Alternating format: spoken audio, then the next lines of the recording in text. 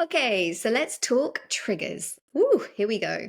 So, just in case you haven't ever heard the word trigger, I'll just explain it in the easiest possible way. We're talking about emotional triggers. So, what that basically means is let's say somebody says something or an event happens and you have a big emotional reaction to it. It could be that somebody's kind of, I don't know, handed something back that you did at work and said, it's not very good, do it again.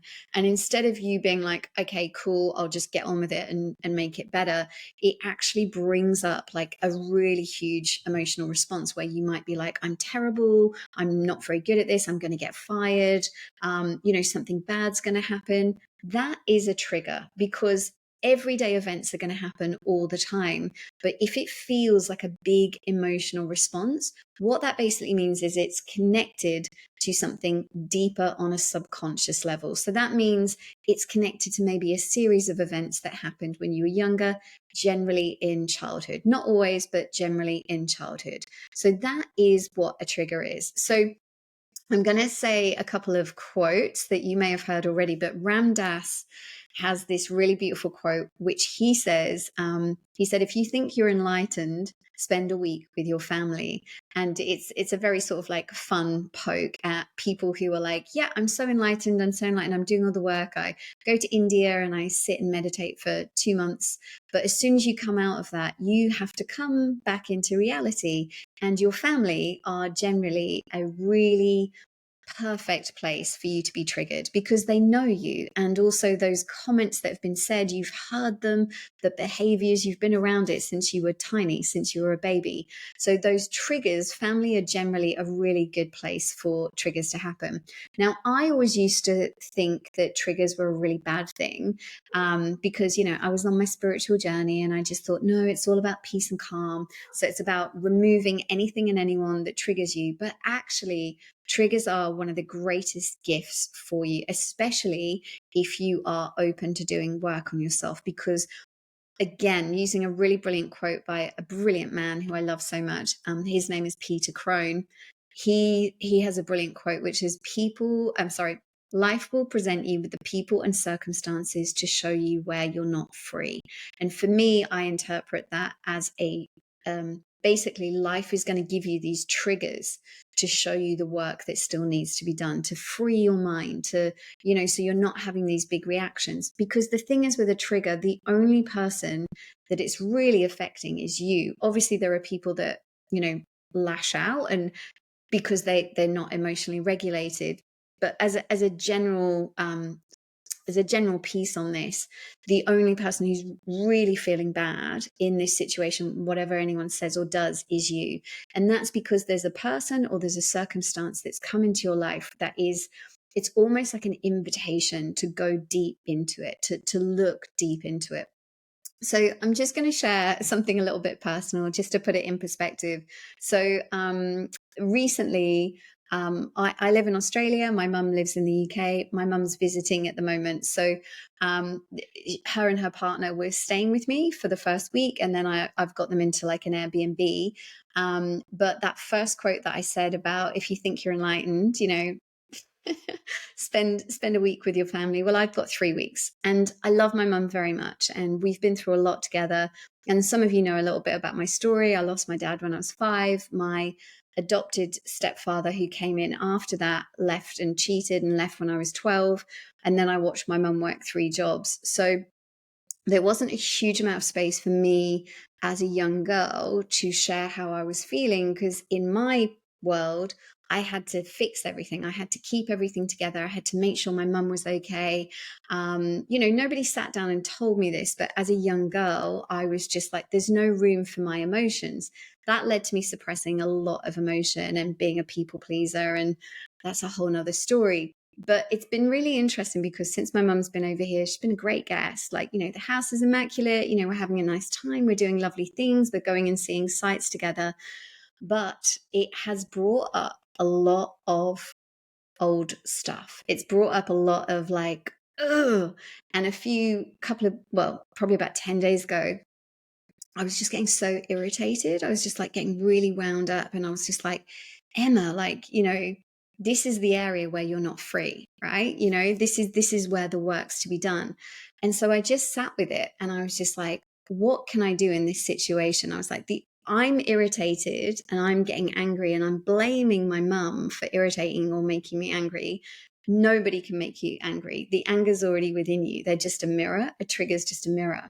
So I just sat with it and I was like, what can I do? What can I do in this situation? And I just went, can I just accept that my mum is exactly who she is, that she has her own programming, her own belief system. We don't always agree on everything. And can I just let her be? Can I just let my mum be who she is? And can I just be me? And I realized what had actually happened through that whole process. The reason I was feeling so angry and irritated towards her wasn't because of who she was being, because she was just being who she's always been. But it was the fact that I've done all this work on myself and I had regressed back to being this 12-year-old who felt like I had to make her happy and make her holiday incredible and do all these things and fix everything and make sure everybody had everything and kind of be this like extra adult. And that's what I was getting irritated at. And I was like, I'm just not going to do that.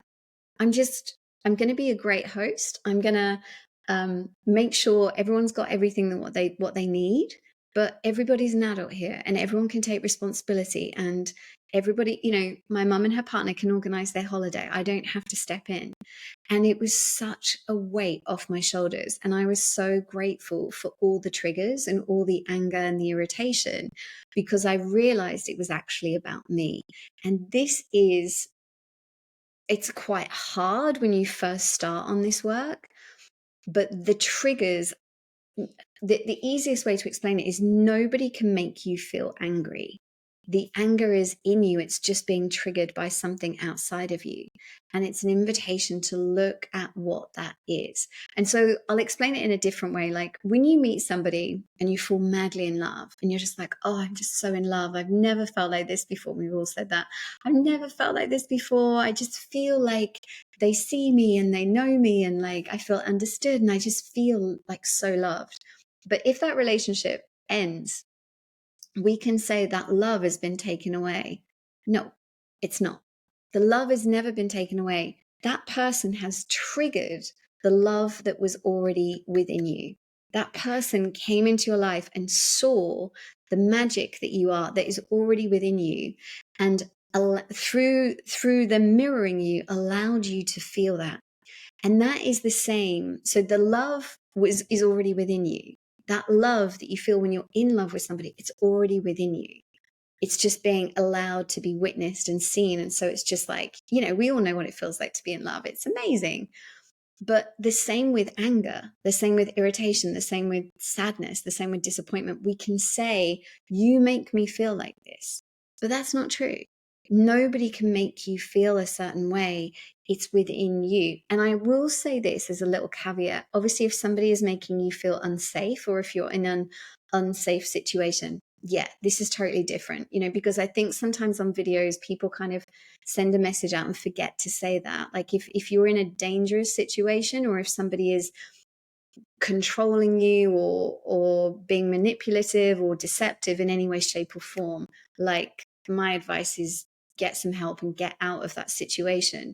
But in terms of anybody making you feel a certain way, it's within you. The emotions that you're feeling are within you. So let's just summarize that a little bit. So we already know that families are a great place to learn about our triggers. We already know that life is going to keep presenting you with the people and circumstances to show you where you're not free. So that could be a boss who is making you feel bad, or that could be an opportunity. Like, number one, again, if someone's really impacting your life in a negative way, try and get out of that situation. But if you have a history of bosses who make you feel bad, what I would do is I would use that as an invitation to look at your own confidence, look at your own worth, look at your own tolerance for putting up with other people's behavior. The triggers are an invitation for you to look deep within yourself. And I will leave you with one extra quote, which is by Carl Jung. And it is that everything that irritates us about others allows us a deeper understanding of ourselves. So the next time you are triggered by somebody, the next time you have a big emotional response to something, see it as a gift, see it as an invitation to go deep and to look within and ask yourself, first and foremost, can I just allow and accept this situation and this person and this circumstance to be as it is? And when you allow yourself to, first of all, accept everything as it is, it doesn't mean it's okay, it doesn't mean you stay, it doesn't mean, but it's just this acceptance. You can then choose to look within and choose to look for the answers within, because that's exactly where they are. And if you would like any more help with this, please reach out. My details are obviously within the page. Thank you so, so much for your time and sending you so much love. And I hope you get triggered today. I hope you have a gift of a trigger in some way, shape, or form, and that allows you to grow and expand in your own journey and your own life. Sending you so much love. Mwah.